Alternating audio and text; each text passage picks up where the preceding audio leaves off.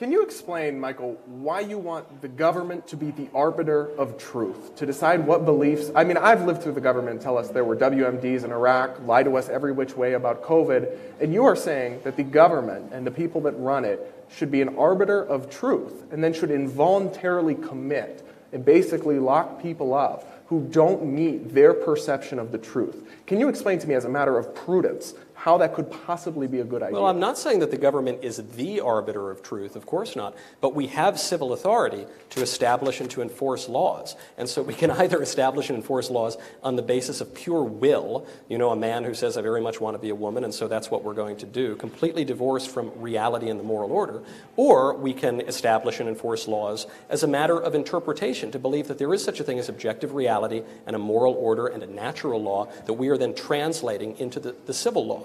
Traditionally, in our country and in all states, we have pursued the latter. In our age that now seems to be increasingly untethered from reality, where people will mock the very notion of objective truth, we say that that cannot happen. But to my points earlier, the law will say something, inevitably. The government is not some foreign entity. We live in America, where we have some say in our government, even still today, and the law must necessarily say something. Either the women get... the reason I keep going to the bathrooms is because it's just so clear, but you can use the sports teams, you can use... I think the involuntary commitment one is relevant, though, because I think, you know, this is not the level of force that Mr. Polumbo is worried about as worried about bathroom I suppose... Right, I mean, bathrooms are smaller scale, but what I would say is that these issues are complicated, and they should be decentralized. Let a business decide their own bathroom policies. I've been to a lot of places in liberal cities that solve this by having single-stall unisex bathrooms. Fantastic. Don't have a one-size-fits-all solution just crammed on the whole country. I'm going to stay on the commitment question for a second so Mr. Polumbo can field a question himself. You know, certainly the government does draw lines around some people who should be committed, whether due to risk to others or sometimes risk to themselves. I'm curious how you, Mr. Polumbo, feel the government should respond. Is it right to commit someone for treatment for anorexia, which does not put them as a danger to others, purely because we believe them to be a danger to themselves, to have a false belief about their body? I think there has to be a very high threshold for civil commitment. We've seen it horribly abused in the past in this country.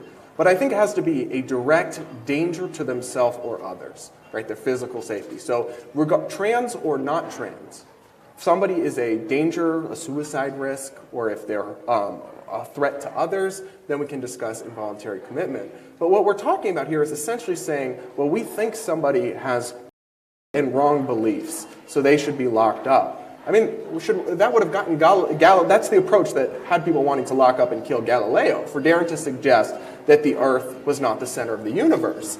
I don't think we all know the truth. That's part of the process of discovering the truth. And let me just say, and I'm not saying this, but a large swath of the country thinks that the Catholic faith, believing in a God, is a deluded belief, is a delusion. Should they want to have you committed? No, the majority of Americans still believe in God. I don't think... Maybe not in 50 years, right, but so today is still in the interest of the best use of this time, I'm going to have the Galileo fisticuffs happen outside. And I will point out on that point that they did lock up Galileo, and they locked him up for being a jerk. It had nothing to do with his stupid scientific book. I would gloss it if they locked Galileo up for being politically taking chances that were imprudent. But what I want to ask here on this question for a moment is, when it comes to these questions, you know, you've said it's hard to be sure, right? You've said, Mr. Polumbo, that you're not an expert in the science. Mr. Knowles, you've brought a number of citations with varying confidence in different ones. What is your greatest source of uncertainty for each of you right now about the current growth in transgender identification, in the roots of it, and what would you most like to know that you don't know now? Well, I would just like to correct you, Leah. You've said that I've had varying degrees of confidence in the scientific studies. I have no confidence in any of them. I'm just citing them because they back up my argument. What would you actually like to see studied? I mean it, right? Like, kudos for honesty. I think you're right that this is an issue that's been understudied because no one does a randomized controlled trial. That's true of a lot of things where we really care about the answer. So what would you most like to see studied in a scientific context that you think would help you and your opponents at the end of it have a better understanding of what's true? I would most like to see this issue studied not through biology and not through some bizarre sociology course in a gender studies department, but through anthropology and through ontology and through philosophy.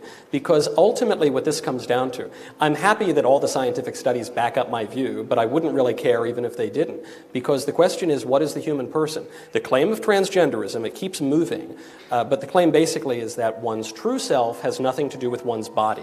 So one can be in body entirely a man, but at some deeper metaphysical level, one can be a woman.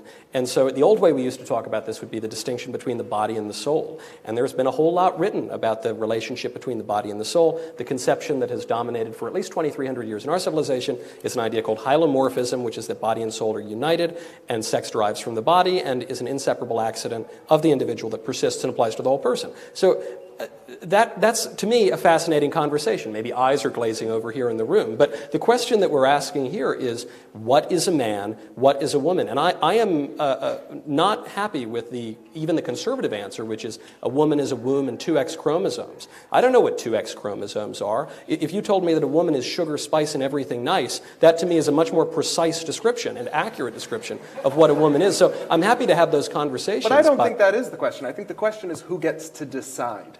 If you would have the government decide for everyone, and I would have people decide for themselves in their own law. Let me ask you then, Mr. Polumbo. One question the government does make a decision on that arguably is a murkier question is, when is someone legally, morally, intellectually an adult?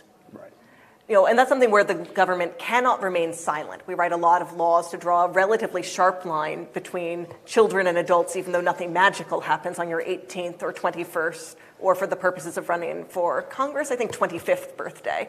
But the law has to speak. So how do you think about when the law has to draw a distinction? How do you want it to draw it? I think that 18 is an imperfect legal age of adulthood, but it's the one we have, and we should stick to it. You're either an adult or you're not. And once you're an adult, you have the full freedoms and rights and responsibilities that come with our society. And that should include living your life in a way that traditionalist conservatives don't approve of, think is wrong, think is gross, think is bad. But for minors, I think it is fair to talk about not nearly enough safeguards on this care. I question whether they can even consent to it at all. But I think I have a better sense right now from Mr. Knowles about how he would work through the anthropological question of when should the law set that limit. You say you're comfortable with the current one. Are you comfortable with 19? If the country were with you? I mean, it's inherently arbitrary. I would say it just has to be consistent. Right now we kind of have a patchwork of things, like 21 for some things, 18 for some things, 17 for some things.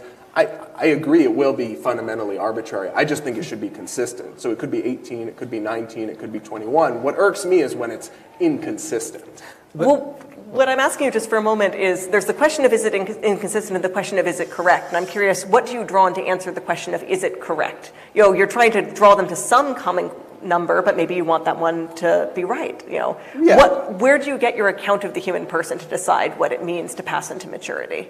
I think what we're talking about when we talk about a legal age of adulthood is your ability to fully understand what's going around you, your brain development, your ability to inform consent to something, right? And I don't have a great way of drawing the line that's not kind of arbitrary, but you do have to draw it somewhere. I will allow Mr. Knowles the obvious. Yeah, well, I don't think that one's view has to be arbitrary on this matter. I don't think my view is arbitrary. I just don't think transgenderism is true. Well, we're talking about age. We're talking about age. But this gets to age because for all of human history, pretty much no one has thought that the transgender idea really is true. And you don't seem to think that it really is true. It's interesting. Well, I think I view it different. I have a different definition of it. But here's the inconsistency that I find in your point. You say that when you turn 18, you ought to be able to chop yourself up and put on a dress and go into a women's bathroom, and putting aside the public issues that come from that, I just wonder how it is the case that transgenderism is false for the first 18 years and then suddenly becomes true when one turns 18. And if that is not what's really happening, if it is false, and your trepidation in exposing children to this is because it obviously is false, if it's false and harmful for children, why is it beneficial and true for adults?